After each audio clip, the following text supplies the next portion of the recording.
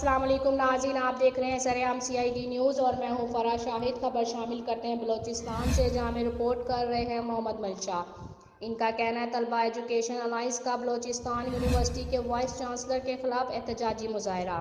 طلبہ education alliance نے Balochistan university کے وائس چانسلر کے خلاف احتجاجی مظاہرہ کرتے ہوئے مطالبہ کیا ہے کہ جامعہ میں طالبات کو ہراساں کرنے والے عناصر کو جلد از جلد بے نقاب کیا جائے گا۔